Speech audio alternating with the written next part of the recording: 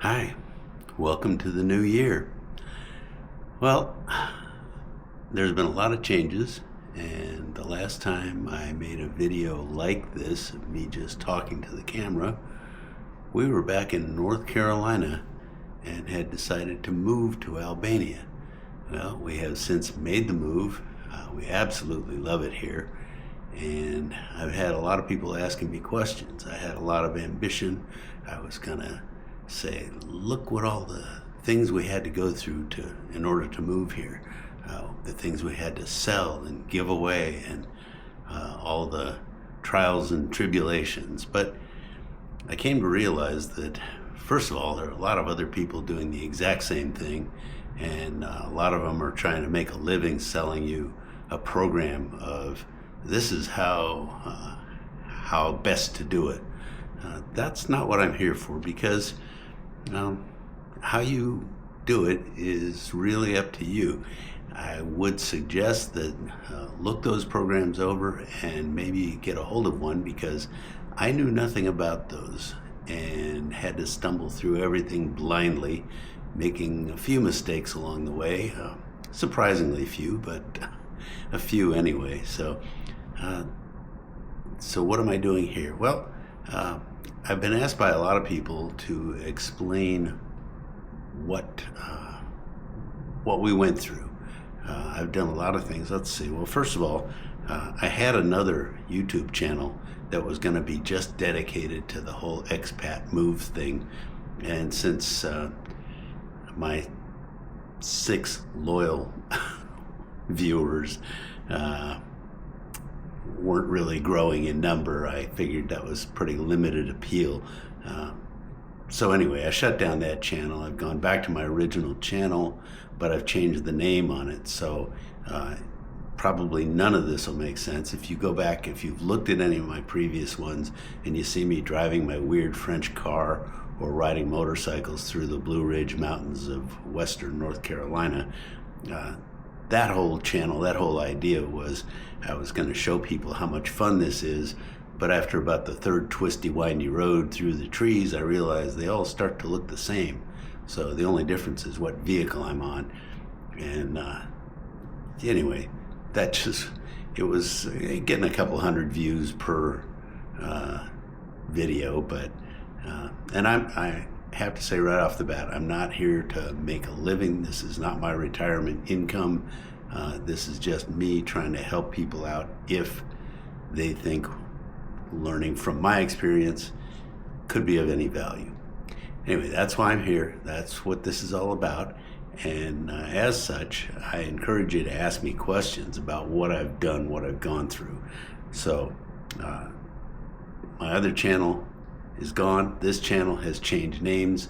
So, and in case you're wondering what that is, it's Dan, that's me, from Shenzhen, or Shenzhen. That's the name of the town we're in. The town has had several names over its millennia of existence. We are legally part of Leja, the next town over, but it's kind of like San Pedro in Los Angeles. San Pedro is its own town, but it isn't really. It's a part of Los Angeles. Same thing here. It's the port, it's the beach, it's hotels, and it's apartments. There are a handful of restaurants, but it's basically a resort that shuts down in the wintertime. So that's where we are, Shenzhen. We are on the Adriatic coast, 150 miles straight east from Italy. Anyway, let's see. So that explains the channel, that explains the name change. Shenzhen, by the way, means St. John. So before it was Shenzhen, it was Wilson, named after Woodrow Wilson. So if you studied any of the Albanian history, you'll know how pivotal Woodrow Wilson and his League of Nations was to the actual existence of Albania. Once the Albanians finally kicked out the Turks in 1912, everybody wanted a piece of it. And then World War I came along, but after the war, everybody said, hey, that's a nice place. I want a piece of it myself. And a lot of countries were claiming it. A lot of countries were saying that it was theirs. And Woodrow Wilson stood up and said, no, it's a sovereign country. It's its own country with its own language and culture, and leave it alone, hands off. And to this day, there's a bust of Woodrow Wilson down along the beach, along the promenade, which is actually named Wilson Shetitoria, which means promenade. Okay, so anyway, enough with the history, and I'd be happy to answer any history questions that I can answer from my limited knowledge. Trying to find out more, but for now, just an update on the channel. The things that I want to cover here, and I will cover them, but I'm looking for ideas from you guys, whatever it is you might be looking for. Choosing the location. I mean, once you've decided you want to leave your home country, in our case, America, you've got your own reasons for doing that, and I'm not here to discuss politics or religion or any other reasons people have to leave where they were born. Maybe you just didn't like it. Maybe you just have a bug that you want to get out and see the rest of the world. And I got to say that this is a great place to see. If you're interested in Europe, everything is a 2-hour flight, and it costs like $30 to fly somewhere. So this is a great place just for exploring from, or just explore the country. There's plenty here to see. But anyway, if you do want to move here, and that's what I'm really about, is you got to decide, do you want to live in a city, or do you want to be in a smaller town? Do you want to be on the seashore? Do you want to be in the mountains? Do you want to be by a lake? Do you want to be in the capital city with all the noise and traffic, but the vibrant nightlife and all the other fun stuff that goes along with that? Not me, but if that's what you like, that's they've got that too. The other question, Nate, some of the terminology when you look online is a little bit funny. Like, there are no condos. There's no such thing as a condominium. They're all apartments.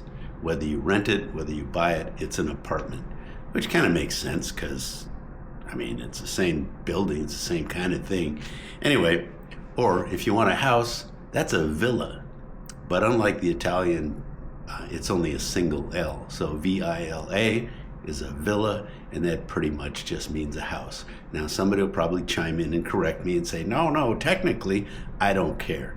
When you're looking at real estate and you're looking at properties, don't think that a villa is going to be some 10-story mansion on hundreds of acres. A villa just means a house. So you have to decide, do you want to live in a house?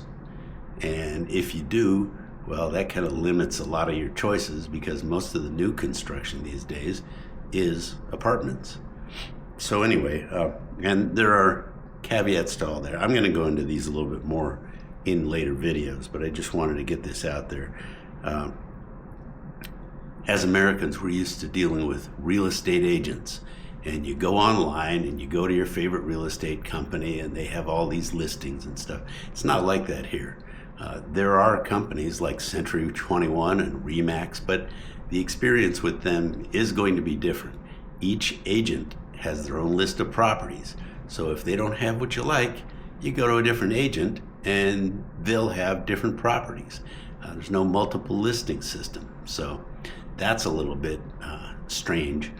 When buying a property in California, everything was done by real estate agents. And when you move to other parts of the country, everything was done by lawyers. Well, here, everything is done by the notary. He handles all the paperwork. Our process, and I'll be really brief here, is we were notified of this property on a Facebook page. Somebody said, well, I've got something in this town you've never heard of. Oh, okay. They showed us video, they showed us pictures. I just loved it. So did Michelle. So we said, here, look, we'll give you a deposit before we even get there.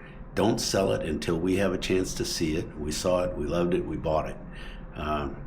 The process is incredibly simple. You meet up with a notary. In this case, he's about 4 miles away. And you sign a bunch of papers. We hired a licensed interpreter to read us everything in the contract to make sure we all knew what was going on. and she only cost 35 euros for the whole day and it wasn't a whole day, it was a couple of hours. But basically they just made photocopies of the papers, we signed a bunch of copies, and then we transferred the funds from our bank in the US to the notary. Just direct cash, here you go, here's the money. And believe me, that was a little bit weird because there's no escrow, there's no other banks involved. You're just giving the guy the money. He's a guy in a little hole in the wall shop, and you just wired him a whole lot of money. And then once he gets the money, he takes all the paperwork across the street to the government office, files all the paperwork, and in like a week or two, the title is transferred. Once the title is transferred, he transfers the money to the seller. So that's all there is to it. It's really incredibly simple. The only drawback that you have to think of is because this is a newer property, the building is like 5 years old, there were no questions of title. On older properties, it used to be that houses would be handed down from father to son through generations, and then the communists came in and no one owned private property. It was all owned by the state. Well, with the fall of communism, everybody said, I want my property back.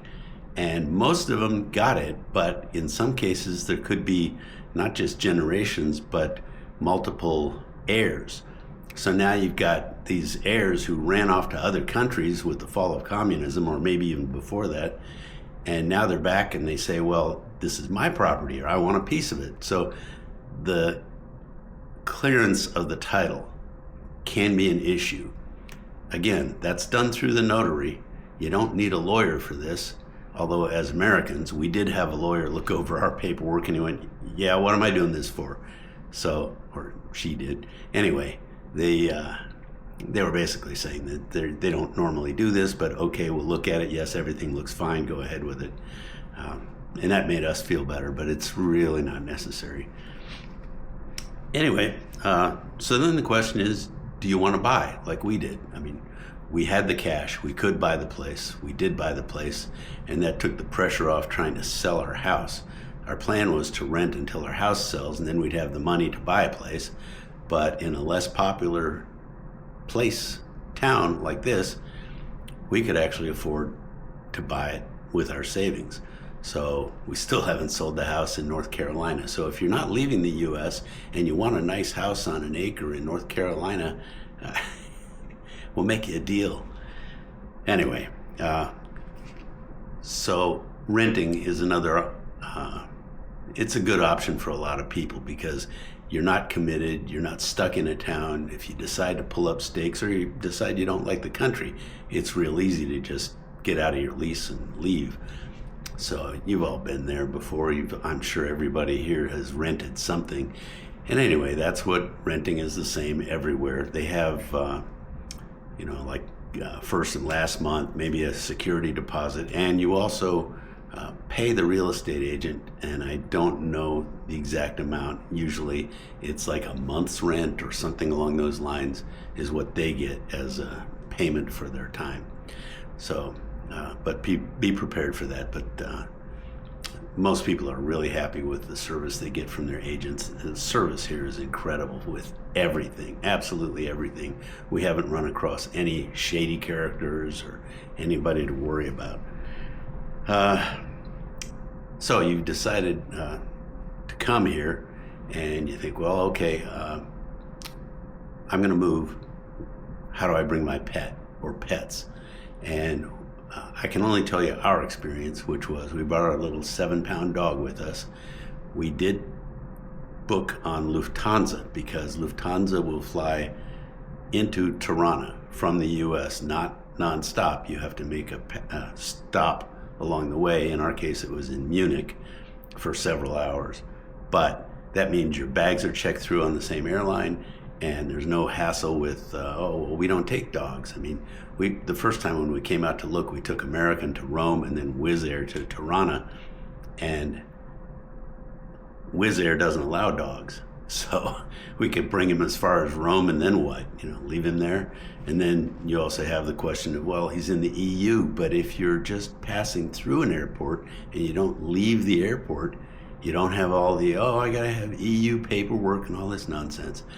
And in our case, we had an inept veterinarian who told us all kinds of wrong information, but they weren't USDA approved, so they couldn't do the paperwork anyway. They just made up stuff, told us a bunch of nonsense. We got worried and thought it's going to be months because of the tests and the paperwork and all that. No, it wasn't. We found the right vet. We got the paperwork done. It wasn't a lot of money, but you got to have the paperwork because you don't want to get stopped somewhere en route and have somebody say, well, what about this thing? And you just don't want to be there. So you want to make sure that you talk to a vet who is USDA approved. They file the paperwork with the government, and then you have a limited time. It's like a week from when they issue the paperwork to coming into the country. And we were panicking about that. Well, what if they don't give us the paperwork in time and we have to leave because we have our plane tickets, and what are we going to do? Well, none of that was an issue. We got the paperwork in time. He rode in the cabin with us, which I understand if you've got a bigger dog. I mean, he's only 7 pounds. You get more than about 10 or 15 pounds, and there's no way the dog's riding in the cabin under the seat in front of you. They're going in cargo. Yeah, it's dark, but it's pressurized and temperature controlled, and it's fine. You know, they'll just be anxious, but that's about it. But they go as cargo, and you pick them up like baggage. So, and I haven't done that procedure, but in our case with Lufthansa, the only paperwork Lufthansa wanted was for us to sign a form saying he would behave himself on the airplane. We did that. We got on the plane, we flew to Munich, then we flew to Tirana. We got here, we got our bags, we walked out. We were in the street going, doesn't anybody want to see all this paperwork that we were so worried about? And nobody does. Nobody cares. That may change, but everyone I've talked to who has brought an animal into the country, no one cared. So anyway, you might want a vehicle here. You can't register a vehicle until you have residency. You can bring in a vehicle. So, but there are some restrictions not on bringing one in as a tourist, but if your eventual goal is to stay here, you don't want to bring in a vehicle that you then can't use, that you can't register. And everything I had, with one exception, wouldn't have been legal. It would be legal to bring in, but at the end of, when it's time for us to leave, the vehicle has to leave too. So that could be awkward. I mean, you don't want to be stuck here with something. Now, I have since found out that there are ways to get around all of these rules. This is one of the things about Albania. If you know a guy, and I don't know the guy, but if you know the right guy and the right palms to grease, anything can be done. They'll tell you that a vehicle can't be over 10 years old, and yet there's a club in Durrës where they ride antique Vespas, smoking blue two-stroke smoke and making all kinds of noise. And if you just Google it, well, there's no way they can own those. That would be illegal, and yet they do. So there are ways around all of it. I don't know them. So what I wound up doing was selling my 6 motorcycles, my 3 cars and pickup truck. I got rid of everything. I didn't bring anything along, and I had to go over to Tennessee to the nearest Vespa dealer, and I bought a brand new Vespa because I knew it would meet all of the safety and smog requirements and every requirement that is needed here. And there's a dealer in Tirana, so if I need parts, service, whatever else, I've got one. Google, which is notoriously bad, told me that there's not a BMW motorcycle dealership in the country. So that's one of the reasons, one of the deciding factors why I got rid of my BMW. And then I drove past the BMW dealer in Tirana. So you can't trust Google for any of that kind of information. You always want to check with a local and see if they know. Okay, so also nobody would ship my Vespa to Albania. I don't know why. But for whatever reason, no one would ship it. So I could only ship as far as Italy, which wasn't really a problem. I did have to leave it in storage for a short time in Italy when it finally showed up, but also the shipper said it would be 4 to 6 weeks, and I thought, oh, that's perfect, because I won't have residency. I can't buy a vehicle, but this will be a nice interim. I can ride it around in the summer while we wait for our residency to come through. And the fact is, it took 5 months to come from North Carolina to Italy. It cost $2,000 to ship it, and when I got there, I had to pay the port an additional $700. So $2,700 to ship the tiniest vehicle. I mean, it's barely bigger than a bicycle. It's a Vespa, you know what those are. So that seemed like a lot of money, but I thought it'd be worth it to be able to have it here, and then I didn't have it here anyway.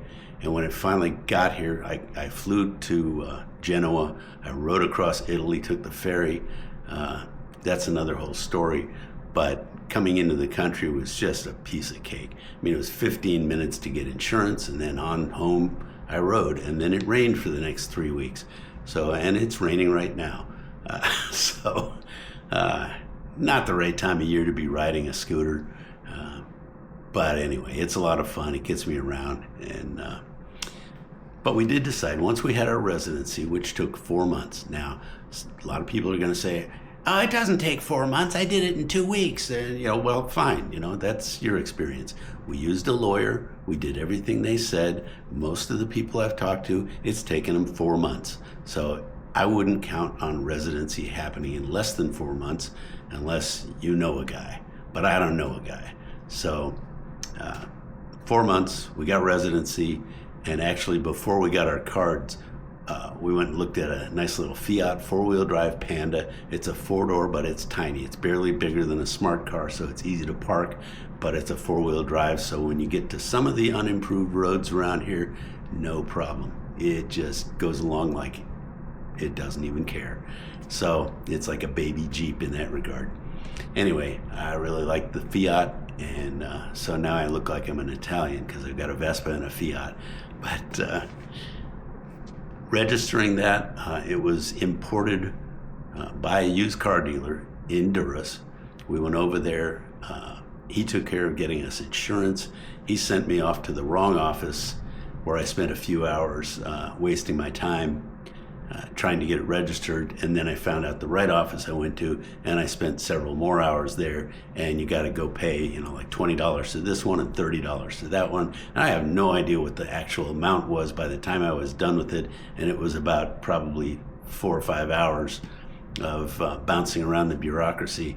But the inspection they gave this car, I mean, it came in from Switzerland. It had never been registered here before, and it went through an inspection that, I mean, they shake the shock absorbers on a rolling road machine. They slam on the handbrake at speed. I mean, they just do all these tests, and then they give you a printout of the results. And the only thing they didn't like was the window tint was too dark, which apparently was okay in Switzerland, but not here. And we just peeled off the window tint, and it was fine. So now I've got a license plate, everything's fine, and you can drive around on a U.S. driver's license. There are rules and regulations and all this stuff, but the bottom line is, when you get here, you don't need an Albanian license. You don't even need an international driving permit. All you need is your valid U.S. driver's license, and you're good to go. Italy requires the international driving permit, so I did get one from AAA before coming out here. It was like $25 and your passport, and that's it. So that worked out fine. Let's see. So bringing in a vehicle. Talked about that. Buying a vehicle. Piece of cake. Now, I did it through, the guy was advertising on Facebook Marketplace, and he is a used car dealer, so he knows what he's doing. He's done it many times, and it was just easy. It was really, actually, it was kind of fun. So, and buying a car is never fun in America, you know that. So it was all a really nice, pleasant experience. And if you decide that you need a car, and I'm not saying that you do, but I'm kind of a motorhead. I need my vehicles, and I need the independence to be able to go where I want, when I want. I've done it with taxis. They're expensive and inconvenient. I haven't even tried the bus because I don't want to. But anyway, probably childhood trauma of riding on a school bus or something. But anyway, I know from watching the Smile Abroad channel that they bought their car in Bulgaria, and I think that way it's like bringing in a vehicle from America. I mean, you bring it in, it's going to have Bulgarian plates on it, not Albanian plates, and there's a few little loopholes a few things that you have to go through in order to do that. It seems like it's a real easy way to do it. You can buy an older used car, you can do whatever, and as long as it's registered in Bulgaria, you have to go back to Bulgaria once a year for its annual inspection, which they recently did.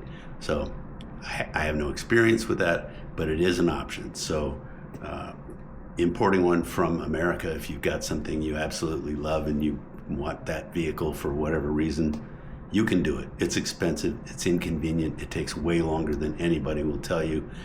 And also I have to tell you that when I posted this on Facebook, that it took me, actually it was 5 months to get the Vespa here. They said it would take 4 to 6 weeks. It took 5 months. Somebody chimes in on Facebook, well, an Albanian company will do it for $1,000 and it'll be here in 2 weeks. I said, oh yeah? Which company, so I can tell other people? Crickets.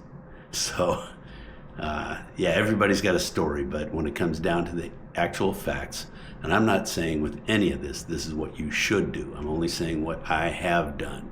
So, I got some other stuff to talk about, like how do you get your money? Well, I get it out of an ATM, but thanks to my Schwab card, I don't pay the $6 to $7 ATM charge each time I want to get cash.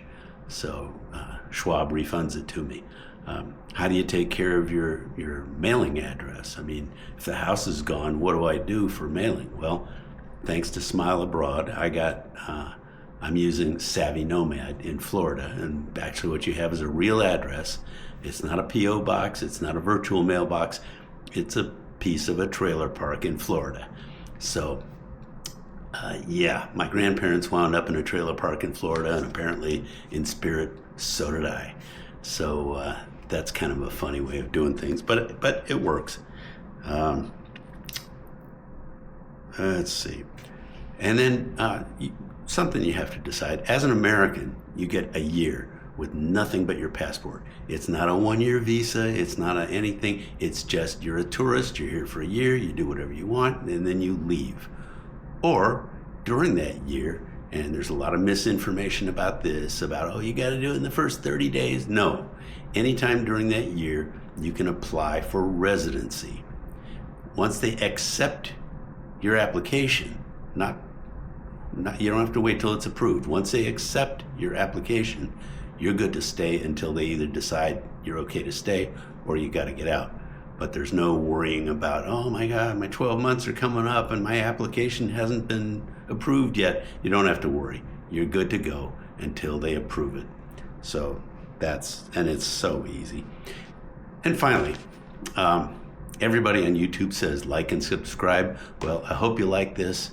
I don't care if you subscribe. I'm not making any money off of it. It's not monetized. I'm not putting ads. I don't even know how all that works. I pay YouTube so I don't have to watch other people's ads.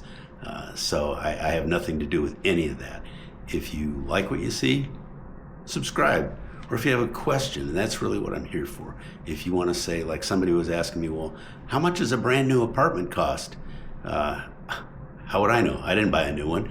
Well, actually, I found out. Somebody on Facebook was saying that they have a friend who is building a new complex in this town, and it's 1,300 euros per square meter.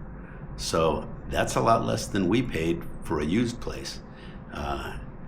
But it won't be done for 2 years. So if your plans are down the road somewhere, you could come here, you could stay, you could buy it, anyway, a lot of options. But if you have questions, if I don't know the answer, I'll try to find out for you. If you want to see something, I've got vehicles. I can get around. I can shoot video of stuff. I may not be any good at it, but I'm trying. I'm learning.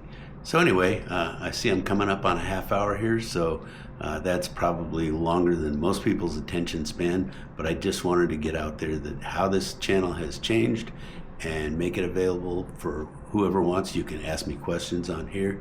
You can email me. You can, let's see, what is my email? I changed it recently. It's dan.rodemsky, RODEMSKY, at proton.me, M-E, I think. Yeah, I think that's it. Anyway, if it's not, just ask me a question on here and I'll try to answer it for you. Well, thanks for watching, and I hope you got something out of this. If you didn't, well, don't tell me about it. Just move on. But anyway, if you have questions, if you have comments, if you have complaints, keep them to yourself because I don't care. But I'm just here to help with what little knowledge I have. Talk to you next time.